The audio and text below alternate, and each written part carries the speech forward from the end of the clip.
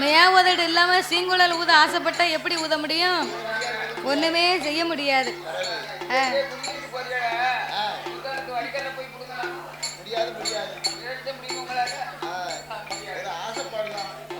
அப்பேற்பட்ட ஆதி பாதாள உலகத்தில் அசுர அரக்கர் குலத்திலே வந்து பிறந்தவர்கள் ரிஷியமுகா வர்ணனும் இரத்த கன்னியாலும் பெற்ற திருமகன்.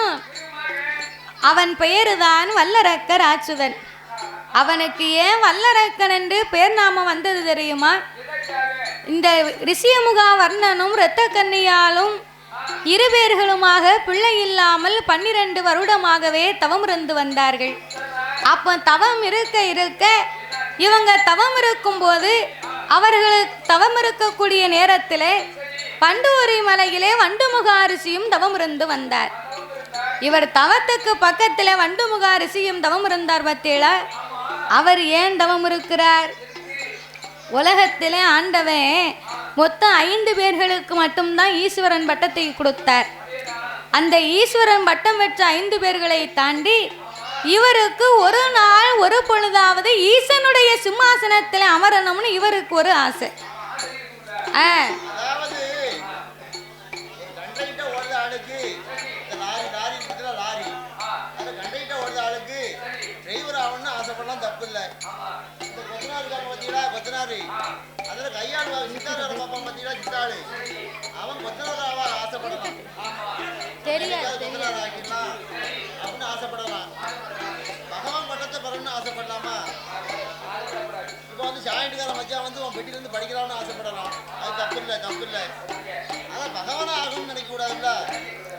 அப்போ இறைவனுடைய அரிய ஆசனத்திலே ஒரு நாள் ஒரு பொழுதாவது அமர வேணும் என்று இந்த வண்டுமுகா ரிஷி தவம் இருந்து வருகின்றார். அப்ப இவர் தவத்தினுடையது முக்தி பெற்று விடுமேயானால் ஆண்டவனுடைய சீட்டை காலி பண்ண வேண்டியதான். அப்ப மும்மூர்த்திகளாகவே ஒன்று கூடி ஒரு ஆண் குழந்தையை கொண்டு வந்து உருப்பிடித்து குழந்தையவே உருப்பிடித்து வண்டுமுகா ரிஷி தவத்திலே தூக்கி போட்டார்கள். பிள்ளை போட்ட பிள்ளை குவா குவா குவான்னு சத்தம். அம்மா நம்ம பிள்ளை ரூவா ரூவான்னு கத்தும், அந்த பிள்ளை குவா குவான்னு கத்துது. அப்போ உள்ள பிள்ளை வயிறு பசியில குவா குவான்னு கத்துச்சு. ஆனா இப்போ பிறக்க பிள்ளை பூரா ரூவா ரூவா ரூவான்னு தான் கத்துது. ஏன்னா எல்லாத்துக்குமே ரூபா இருந்தா தான் காரியம் நடக்கும். பார்த்துக்கோ, இல்லைன்னா எந்த வேலையும் நடக்காது. ஏக்கா நானும் வாரேன்.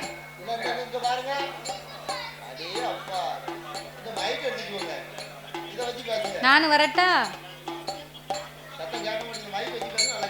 அவ டிப் டாப் விளையாடுதா? அவக்கு மைக்கே வேண்டாம் போலுக்கு. ஒரு பல்லு தான் இல்லை, சத்தம் பெருசா இருக்கு.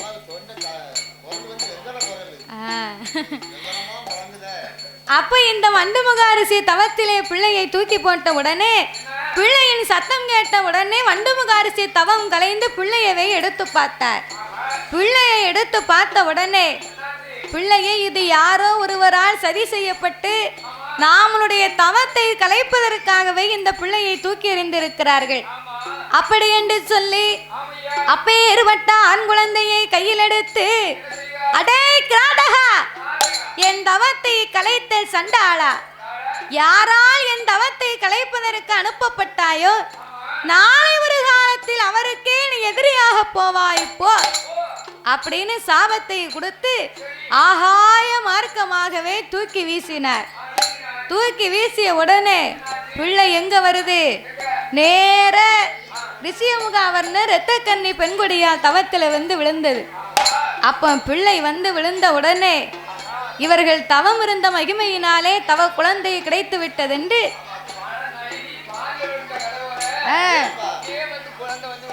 வல்லமை தவத்தினால் இவனை பெற்றெடுத்ததினாலேயும் அரக்க குலத்தில் இவனை வளர்ப்பதனாலேயும் வல்லரக்காவென்றே பெயர் நாமங்களை சுட்டி அப்பேற்பட்ட வல்லரக்க ராட்சதனுக்கு 5 நல்ல வயதுமாச்சு. 5 நல்ல வயதுமாச்சு. அறிவு பாடம் படித்து வாராய். 6 நல்ல வயதுமாச்சு. அரிச்சுவடி படித்து வாராய். 7 8 வயதுமாச்சு.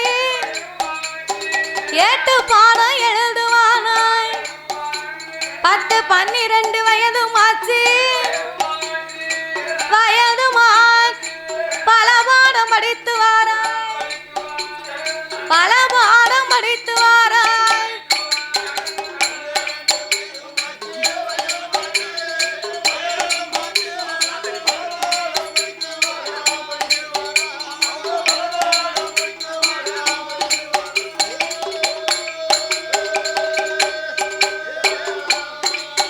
அவன 12 வயதுமா பல பாடம் படித்துவான். 16 வயதுக்குள் பலகலையும் படித்துவான். படித்து வரும் நாளையே 12 16 வயதுக்குள்ளே பல பாடங்களையும் படித்தான் வல்லரக்கல்.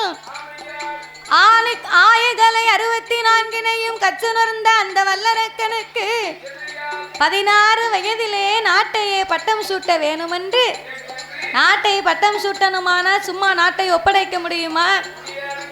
அதற்கு தகுந்த பொறுப்பு இருந்தாதான் நாட்டையே ஒப்படைக்க முடியும். அதுக்கு என்ன பொறுப்பு வேணும்?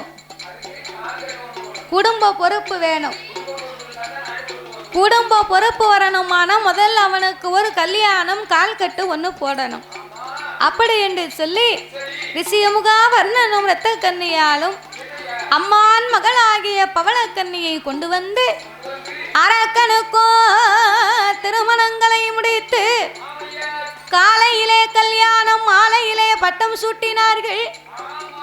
அவனிக்கடையே 56 தேசத்து அரசர்களும் சூழ்ந்திருக்க செங்கோல் பிடித்து அவனை சிம்மாசனத்திலே அமர வைக்க வேணுமென்று அவரோ செங்கோலை தான் பிடித்து சிம்மாசன அமரவேன் என்று ரிஷியமுக வர்ணனும் என் மகனை வல்லர செங்கோலை உன் பொறுப்பு, சிம்மாசன உன் பொறுப்பு, பானப்பெட்டி உன் பொறுப்பு, பாதாள உலகமெல்லாம் உன் பொறுப்பு, களஞ்சியமோ உன் பொறுப்பு, கஜானா உன் பொறுப்பு, புட்டி எல்லாம் உன் பொறுப்பு, எம்பொக்கி சங்கல் உன் பொறுப்பு, கண்ணையுமை காப்பதை, கண்ணையுமை காப்பதை, மகனை உலகத்தையும் காக்கவே.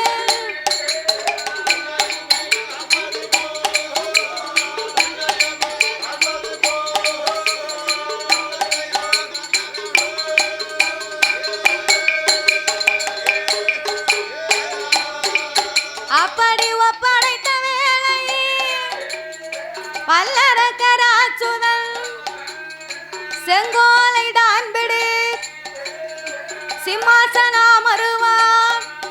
வாசம் புகழ் சூடு உலகமெல்லாம், வாசம் புகழ் சூடு உலகமெல்லாம் அவன் வரிசையோடு ஆண்டு வாரா.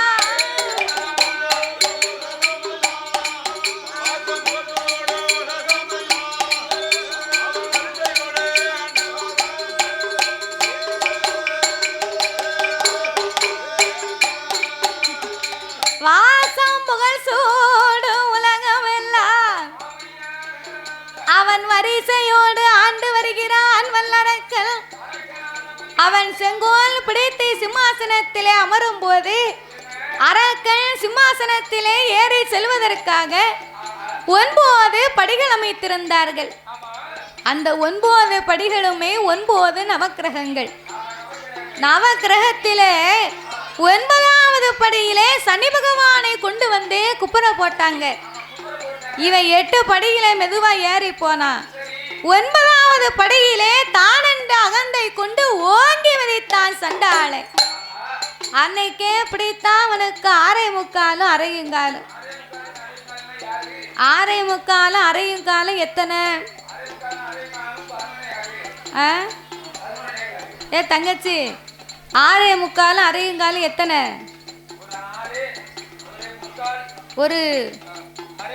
ஒரு காலு, தாத்தா காலு. 6.25 அரை ஒரு காலு. அப்ப எவ்வளவு? யாருக்குமே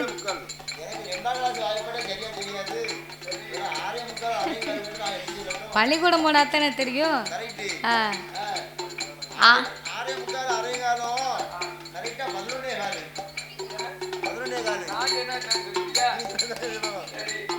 அப்ப 2 பேரும் ஒரே டீச்சர்ட்ட படிச்சீங்களோ?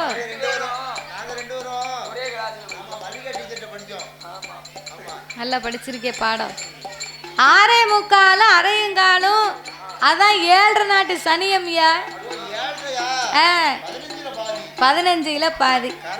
ஏழையவன் பிடிக்க போறான், ஏழையவன் பிடிக்க போறான், இருப்பிடத்தை கிளப்ப போறான், சனியனவன் பிடிக்க போறான், சண்டாள வல்லரை சங்கடத்தை அடைய போறான், ஏழையவன் பிடிக்க போறான், ஏழையவன் பிடிக்க போறான், பாவி இருப்பிடத்தை கிளப்ப போறான்.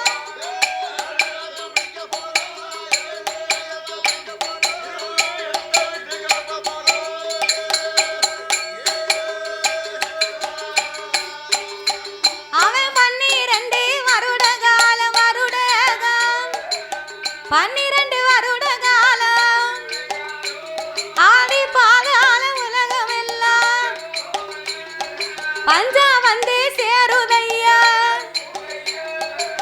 நாளையது உருண்ட பஞ்சம், நாயகனை தோற்ற பஞ்சம், ஆளாக்கு உருண்ட பஞ்சம், அரக்கனையும் தோற்ற பஞ்சம், மரக்காலது உருண்ட பஞ்சம், மன்னவனை தோற்ற பஞ்சம், அது தாலி விச்சும் பீலிவி ஒரே தலையளவு பஞ்சோமை,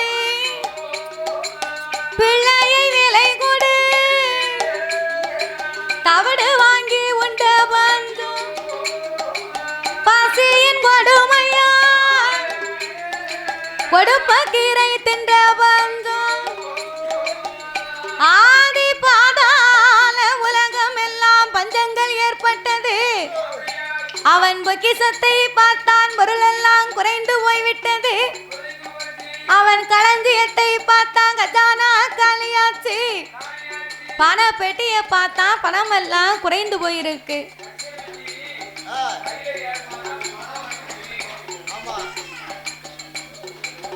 பச்சை வெட்டி கையில வந்தா பணம் கும்பிடு.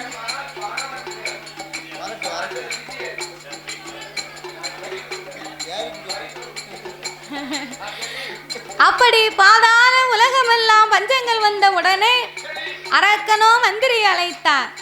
அடே மந்திரி, நான் இந்த நாட்டுக்கே ஒரு அரசன், அவனைக்கடை 56 தேசத்திற்கும் நான் ஓர் வல்லரக்கன். அப்படி இருக்கும்போது மக்களிடக்கு இது நாள் இதுவரைக்கும் பகுதி கொடுக்கவில்லை, பணிந்து நடக்கவில்லை, இருசால் கொடுக்கவில்லை, என்னை ஏன் என்றும் கேட்கவில்லை மந்திரி. கப்பம் கொடுக்கவில்லை, யாருமே காணிக்கை செலுத்தவில்லை. அதனால அப்பா மந்திரி, பகுதி பணம் வேணும்னு நீ சென்று பறை ஓசி அடித்து விட்டுவார். ஆட்டுமென்று சம்மதித்தார். ஆணையை அலங்கரித்தான், அம்பாரியை தூக்கி வைத்தான்.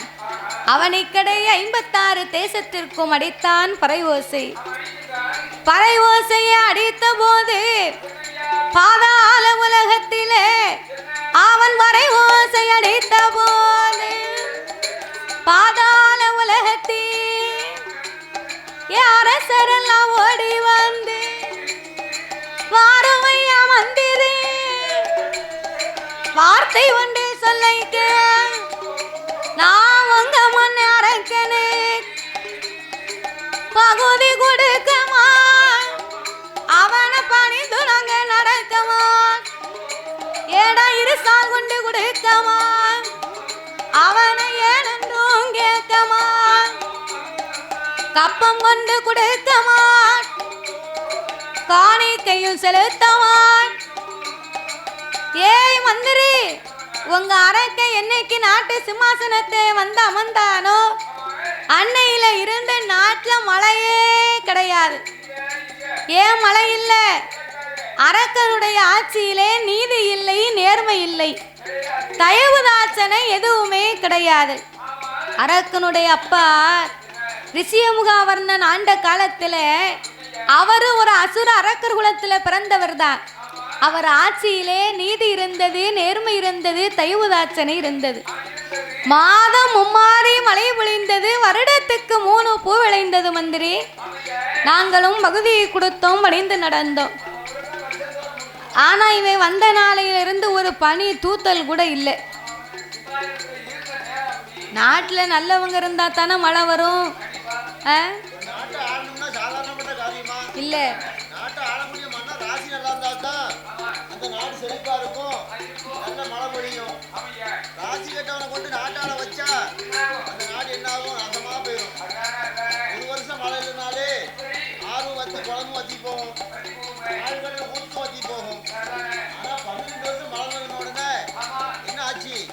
பாதாள உலகம் எங்கு பார்த்தாலும் பஞ்சம் தலை விரிச்சு ஆடுது. அப்பந்தான் இந்த அரசர்கள் எல்லாம் ஓடி வந்தார்கள். ஏய் மந்திரி, உங்க அரக்கனுக்கு அதை மீறி பகுதி பணம் வேண்டுமானார் நான் சொல்லுவதை போய் அப்படியே அவனிடத்திலே சொல்லப்பா. பகுதி பணம் கேட்டு வந்தா கொடுக்கவே மாட்டோம். பகுதி பணம் கேட்டு வந்தா கொடுக்கவே மாட்டோம். நாங்க கொடுக்கவே மாட்டோம். அவனை படையெடுத்து சண்டை செய்ய, அவனை படையெடுத்து சண்டை செய்ய.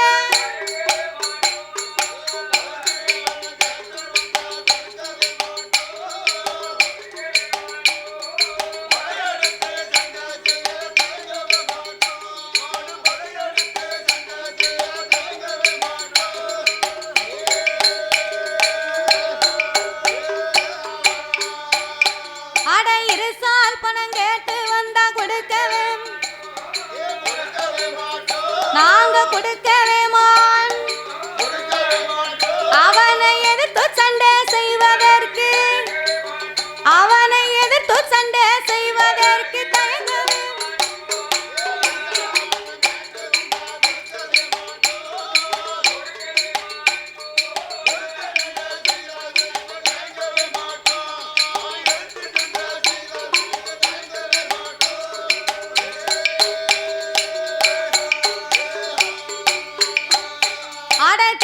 பணம் கேட்டு வந்தா கொடுக்கவே மாட்டோம். நாங்க கொடுக்கவே மாட்டோம்.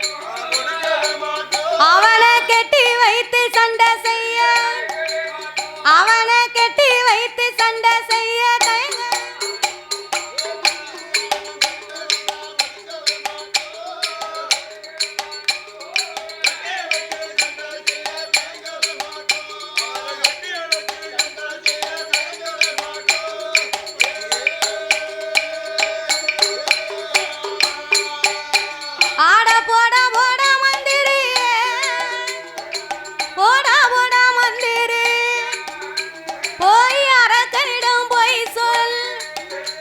அவனை பகுதி பணம் வேணுமா, படையெடுத்து வரவும் சொல்லு. இருசால் பணம் வேணுமா, அவனை எதிர்த்து கொண்டு வரவும் சொல்லு. கிஸ்தி பணம் வேணுமா, அவனை யுத்தத்துக்கு வரவும் சொல்லு. ஏய் மந்திரி, மண்டை பிளவிருந்தால் அவனை மல்லுக்கு வர சொல்லு. நெஞ்சிலே மஞ்சாச்சூர் இருந்ததையானா அவனை மல்லுக்கு வர சொல்லடா பாப்போம். நெஞ்சிலே துணிவிருந்தா அவனை யுத்தத்துக்கு வர சொல்ல மந்திரி. சண்டையிலே செவித்தவன் பகுதியை வாங்கிட்டு போட்டோம். பார்த்தா மந்திரி, ஏன் அரக்கம் பக்கம் போனா பகுதி இல்லைன்னு இவன் இங்க வரட்டுதா. அரசர்கள் பக்கம் வந்தா இவங்க கிட்ட பகுதி இல்லைன்னு இவங்க இங்க வரட்டுதாங்க. இவன் துன்பத்திலே நிக்க முடியல, இவன் துன்பத்திலே நிக்க முடியல. அவனை இவனு நம்ம ஏன் அலையணும்? அவனை இவனை நம்ம அலைவதை காட்டிலும் சிவனேன்னு இந்த அரக்கனை எங்கேயாவது காட்டுக்கு அனுப்பி வைக்கணும். இவன் நாட்டுக்குள்ள இருந்தா தானே நம்மளை அனுப்பி வைப்பான். இவன் இடத்த காலி பண்ணணும் அப்படின்னு அரண்மனைக்கு ஓடி வந்தா. மன்னா வல்லரக்கா, பகுதி பணம் கேட்டு உங்களை படையெடுத்து வர சொன்னாங்க. கிஸ்தி பணம் கேட்டு உங்களை கேவலமா பேசுதாங்க. மண்டை பிளம்பிருந்தா நீங்க மல்லுக்கு வரணுமா? நெஞ்சிலே துணிவு இருந்தா உங்க யுத்தத்துக்கு கூப்பிட்டாங்க ஐயா. உம்ம பேரை சொன்ன பிறகுதான் உரையில இருந்த வாழை உருவி தலையை வெட்ட போறோம்னு வாரா. ஆமா, ஊருக்கு அவ்வளவு பிரபலியமா இருக்கேரு. அதுக்கு முன்னையாவது கொஞ்சம் எனக்கு மரியாதை கொடுத்தா மந்திரின்னு உங்க பேரை சொன்ன உடனே ஓட ஓட விரட்டிட்டாங்க. நான் தலை பிழைச்சதே தம்புரான் புண்ணியம்னு ஓடி வந்துட்டேன் மன்னா அப்படின்னு உடனே, ஏய் மந்திரி, என்னை பார்த்து வருவேன் சண்டைக்கு வர சொன்னானா? திரட்டுடா நம் படையை சண்டைக்கு போவோம். ஆனப்படை, குதிரைப்படை, ஒட்டகப்படை இதெல்லாம் என்ன ஆச்சு? சரி,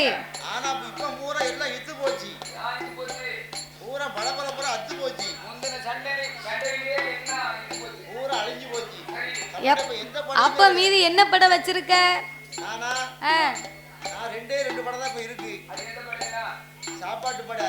சாப்பாட்டு படைக்கு அப்பலே சமையல் பிள்ளை வந்தாச்சு, டீயும் போட்டு வச்சாச்சு. என்ன படை? மூட்டை படையே தீய வச்சுதான் கொளுத்தணும், இல்லைன்னா அதுவும் போவாது. இப்போ எந்த வீட்லயுமே மூட்டையை பார்க்க முடியாது. இப்பங்க பாரு, நம்ம கோயில்ல கொண்டு டைல்ஸ் போட்டாச்சு, மேல ஏறினாலும் கீழே வழுக்கிக்கிட்டு வந்துடும். இல்ல இல்ல, அதனால சாக்கு உள்ள போய் இருக்கும். பிறகு இப்போ கட்லு மெத்த பாய் வேற எங்க வரும் மூட்டை? ஏய் மந்திரி, எந்த படையுமே இல்லையானா நம்ம எப்படியடா போய் பகுதி பணத்தை வாங்க? மன்னா வல்லரக்கா, நான் சொல்லுவதை கேளுங்க.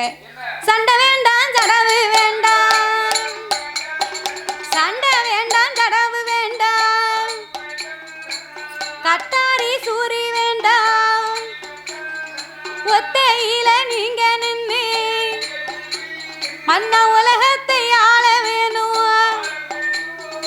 ஈட்டி வேண்டாம், பாலா வேண்டாம், எட சூரி வங்கி வேண்டாம், ஒத்தையிலே நீங்க நின்று இந்த உலகத்தை ஆளணுமானா ஒரு மனிதனுக்கு ஆயுதத்திலே சிறந்த ஆயுதம் பொறுமை அப்படிங்கிற ஆயுதம். பொறுத்தார் இந்த பூமி ஆழ்வார் என்று சொல்லுவார்களே மன்னா. சற்று தாங்கள் பொறுமையாகவே இருந்து எட்டாத மலையிலே இமயகிரி பர்வதத்திலே ஆருணிய வனத்தில் ஆண்டவனை எண்ணி தவம் இருந்து உங்களை பணிந்தவர்களை பாதுகாக்க எதிர்த்து நின்றவர்களை எல்லாம் எரிக்க தகுந்த தூண்டுவா முனி வரங்களை வாங்கி தாங்களே இந்த உலகத்தை ஆளலாம் அல்லவா? அவன் மந்திரியும் சொன்ன போல் அவை அப்படியே ஆட்டுமே. சண்டால வல்லற அவன் தவக்கோலம் தானடு, தலைய மொட்டை தானடித்தான், சன்னியாசி போல் கோலம் கொண்டான், காவி நல்ல உடையணிந்து ருத்திராட்ச மாலை போட்டு கம்பமரை தோளில் வைத்து காட்டுக்கு வாரானே. வீடு விட்டு வார போது வாசல் படி தட்டிடுமா, முன் வாசல் வார போது முன் வாசல் தட்டிடுமா, தலையின் வாசல் வார போது தலைவாசல் தட்டிடுமா. அவர் மூன்றாவது தெருவில் வா, மூன்றாவது தெருவது வாழாத பெண் ஒரு மூளாத நெருப்படுத்து முன்னாலை வரவும் கண்டம். மூன்றாவது தெருக்கடன், நாலாவது தெருவில் வா, நாலாம் தெருவதி நரச்சதல பாட்டியம் நச்சுன்னு தும்முவா. அச்சம்மாவா, தும்மல் போட்ட ஒத்த தும்மல் போடக்கூடாது.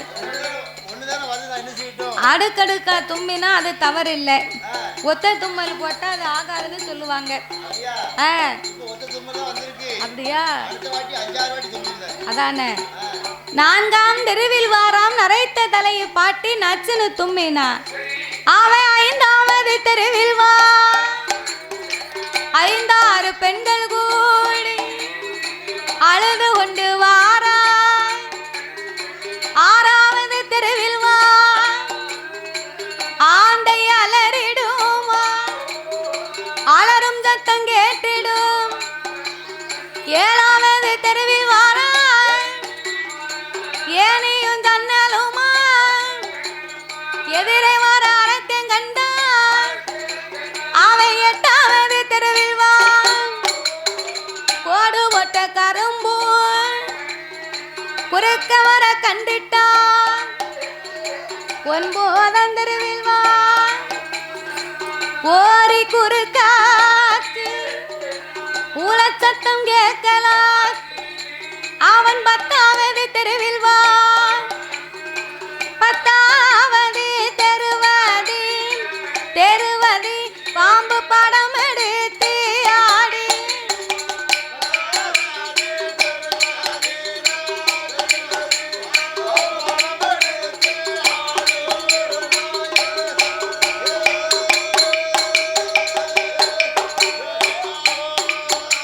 அவன் கண்ட சகுனம் எல்லாம் காலாலே தள்ளுதான் பார்த்ததொரு சகுனம் எல்லாம் பாவியவே அறியலையே கண்ட சகுனத்தை எல்லாம் காலால் தள்ளினான் பார்த்த சகுனத்தை எல்லாம் பாவியவன் அறியாமல் நாடு நகரம் விட்டான் 6 சுனைகளைத்தான் அடர்ந்தவனம் சோலை கண்டாம் வல்லரக்க அவை 8ஆத மலை கடந்து யமகிரி பர்வதத்திலே வந்து ஆருணியவனத்திலே அடர்ந்தவனம் சோலையிலே தவ பொருளை இறக்கி வைத்தான் குளித்து நீராடினான் ஈரத்துயில் களையாமல் எடுத்த முந்தி புளியாமல் நெத்தி நிறைய பட்டையடித்தார் மத்தியிலே செந்தூர பொட்டு வைத்தார் காவி உடையணிந்து களத்திலே ருத்ராட்ச மாலையணிந்து கடவுளாகிய சிவபெருமானை எண்ணி அரும்பெரும் தவங்களை செய்ய வேணுமே என்று அவன் தவச்சாலை அலங்காரம் செய்கின்றான் அவனோ சாந்து கொண்டு தரைமெழுகி சந்தனத்தால் கோலம் போட் பாலு கொண்டு தரைமெழுகி பன்னீரால் கோலம் போட் மாவு கொண்டு தரைமெழு மஞ்சளால் கோலம் போல் கோலம் போட்ட இடம் அது குருத்து வாழைகளை விரித்து நாயகனை பிடித்து வை நிறநாளி நிறமர தெச்சனையும் தேங்காப்பால் தீவங்களை ஏற்றி வை ஆழ குளியவே 1000 முழங்கம்பம் நாள் கம்பத்துக்கு மேலே கனத்த செப்பு குடத்தவை கனத்த செப்பு குடத்து மேல் மாங்குளையை முறித்து வை மாங்குளைக்கு மேலே மஞ்சள் கூலை ஒன்று வை மஞ்சள் கூல மேலே எல்லாம் எலுமிச்சங்கனிய வைத்தாய் எலுமிச்சங்கனிக்கு மேலே இனியா ஒட்ட பாக்கு மேல் எல் கடுகு ஒன்று வை எல் கடுகு மேலே குறுங்கடுகு ஒன்று வை அவை குறுங்கடுகு மேலே கொட்டவாக்கு ஒன்று வை கொட்டவாக்கு மேலே அவை கொத்தமல்லி இதழவை கொத்தமல்லி இதழுமே குண்டுமணி பரப்பு வை குண்டுமணி பரப்பு மேல் கொட்டவாக்கு ஒன்று வை கொட்டவாக்கு மேலையல் அவன் கோழி விட்ட ஒன்று வை கோழி விட்ட மேலையல் கோழி விட்ட மேலையல் ஆரக்கே குண்டு செய்ய நாட்டு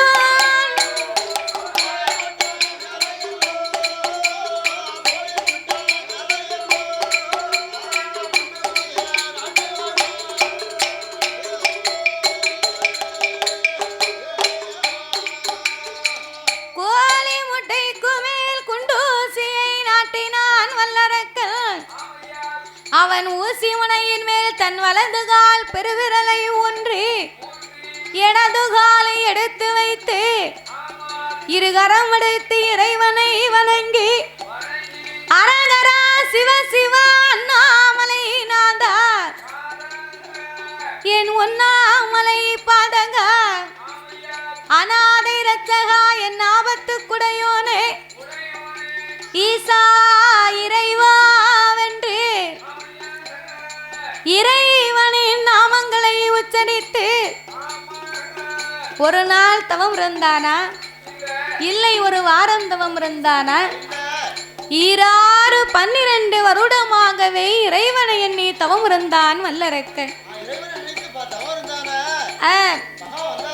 ஆண்டவனை எண்ணி எப்படி தவம் இருந்து வருகிறான் தெரியுமா உண்ணாமல் உறங்கிடா உண்ணாமல் உறங்கி உடைய வந்திருப்புகள் மறந்தி அண்ணன் தண்ணியது அருந்தி ஆண்ட வந்திருப்புகள் ஆரோகராரன் அரணே என்று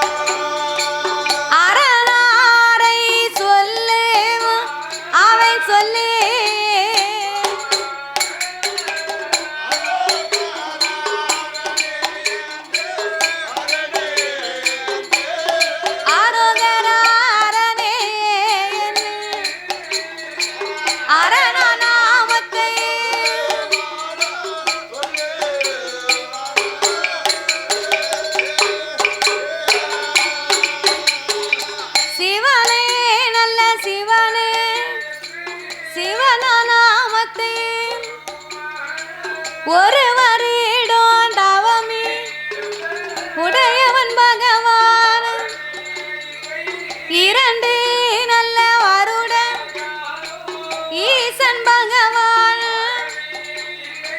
3 நல்ல வருடம் முக்கன் பகவான் 4 5 வருடம் அங்கே வருட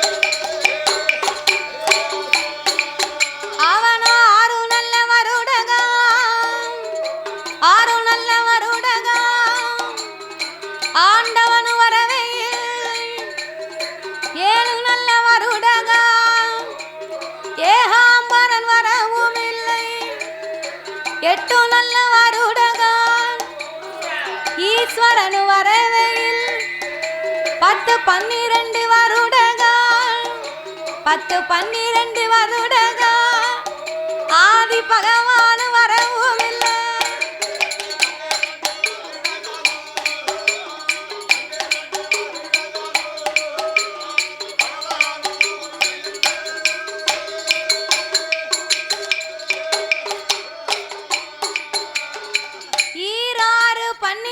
வருட காலங்களாக அந்த இறைவனை எண்ணி தவமிருந்து வருகிறான் வல்லரக்கன். 12 வருடமாகவே பகவானை எண்ணி தவம் இருக்கும் போது ஆண்டவன் சிவபெருமான் வரவே இல்லை. ஒருவேளை நம்ம தவத்தில் ஏதாவது குற்றம் குறை இருக்குமோ, இல்லையே நாமல் தவறாகவே தவங்களை செய்திருப்போமோ என்று ஆண்டவனை எண்ணி அழுது புலம்பினான் வல்லரக்கன். ஆண்டவனே பகவானே சம்போ, ஆண்டவனே பகவானே சம்போ, சிவ சம்போ சங்க அரக்கே செய்யும் தவத்தை பாரும், இந்த அரக்கே செய்யும் தவத்தை பாரும்.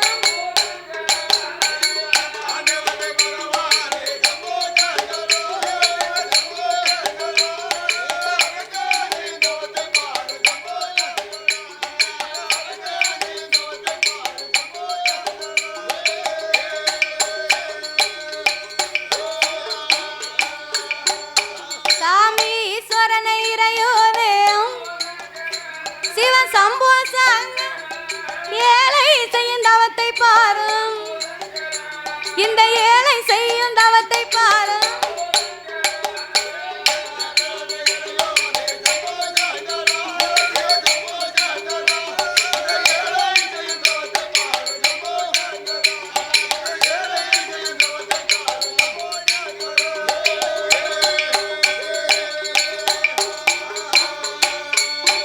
சாமி படியலக்கும்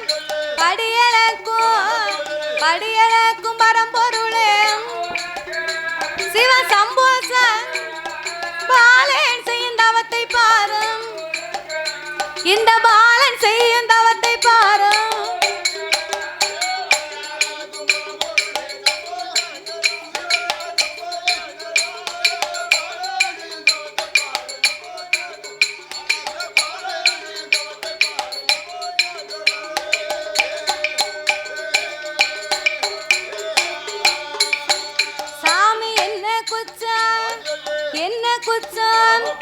என்ன குற்றம் செய்திட்டேனும் சிவ சம்போசன் பாராமல் இருப்பதேனும், என்னை பாராமல் இருப்பதேனும்.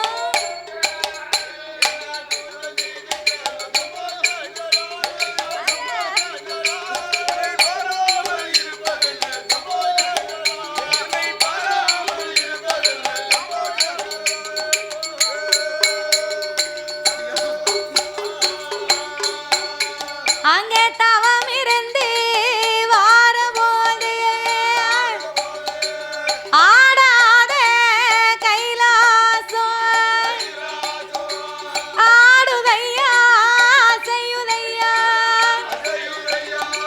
நகலாத கைலாசம் ஆதி கைலாசம் அதை நகண்டு மெல்ல ஆடுதை.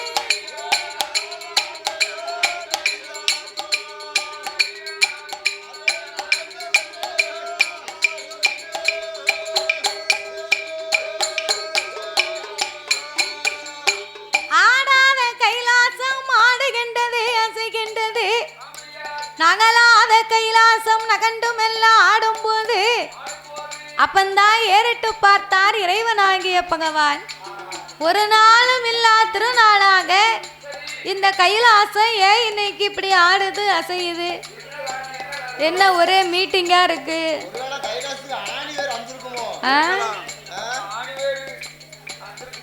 ஆள் ஆளுக்கு ஒவ்வொரு மீட்டிங் போடுதாவோ. கலெக்டர் மீட்டிங்கு.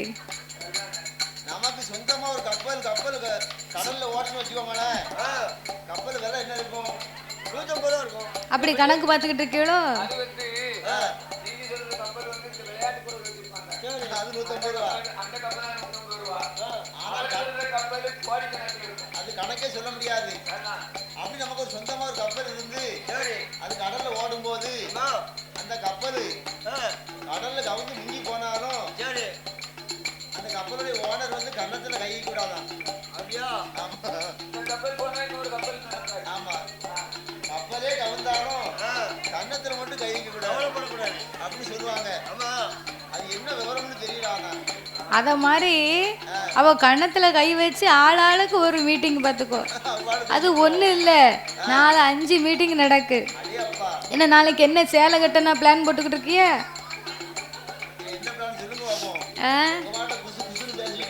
அவ எங்க நம்மள சொல்ல போறாவோ? நீ ஓம்பாட்டுக்கு படிய. குரூப் சேல் எடுத்திருக்கீங்களோ? அது உண்டுண்ணே. அது இல்லாம நம்ம கோயிலுக்கு வர முடியுமா? நம்ம ஒரு குரூப்பா தானே வருவோம். ஆமா, உனக்கு ஒரு சுடிதார் எடுத்திருக்காவோ? இவர இந்த தாளக்காரர் சுடிதார்ல நினைச்சு பாருங்க, இந்த வடிவேலுக்கு வேஷம் போட்டு விட்டுருக்கோம் தெரியுமா? அத மாதிரி இருப்பாரு.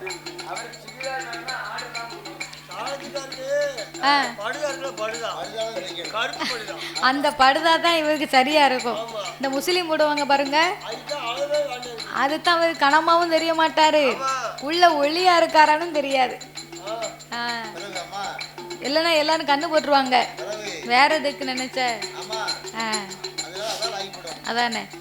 அப்படியாகவே இருக்கும் போது ஆருணிய வனத்திலே அரக்கனுடைய தவமாகப்பட்டது முக்தி வச்சு ஆடாத கைலாசம் ஆடுகின்றது, அசைகின்றது.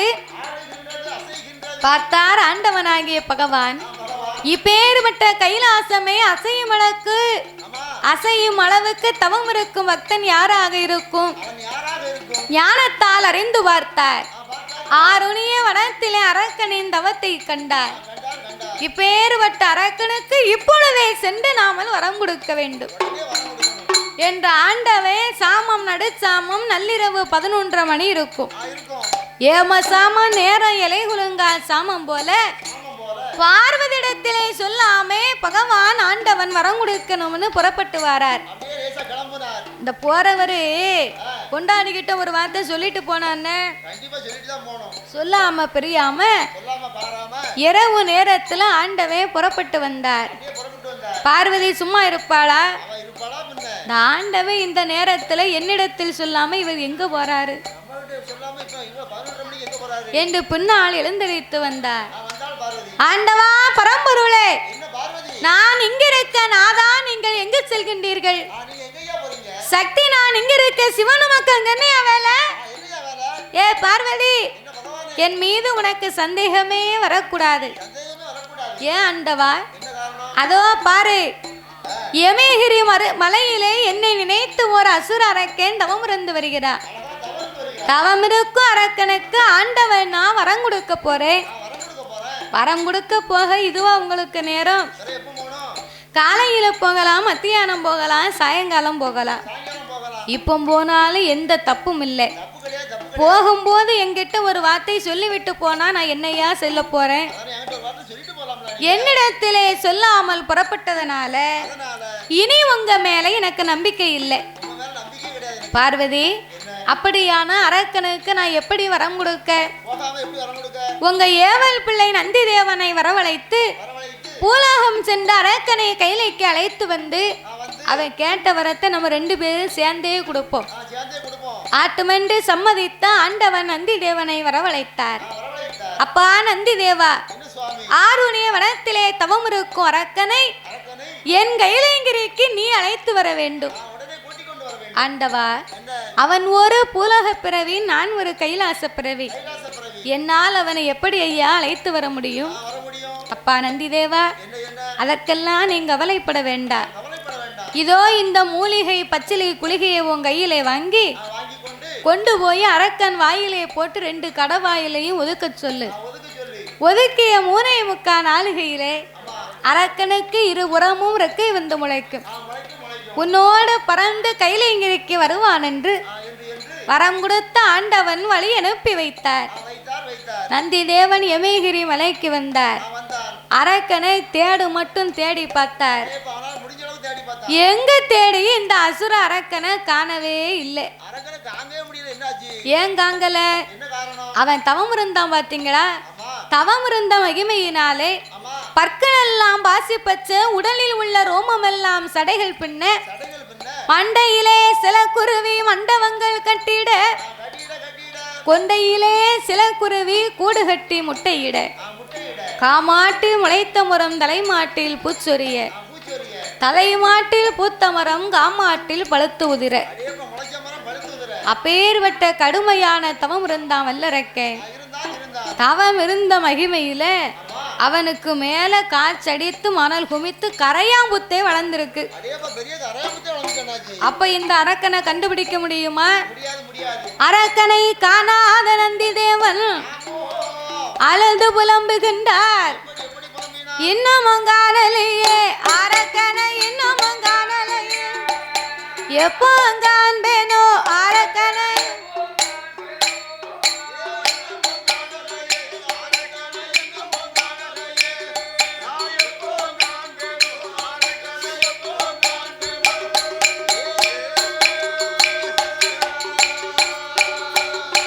காணல் அடிக்குது கைகால நோங்குது, வேனல் அடிக்குது வெந்தனல் ஆகுது, இன்னமும் காணலையே அரக்கனை, எப்போ காண்பேனோ அரக்கனை.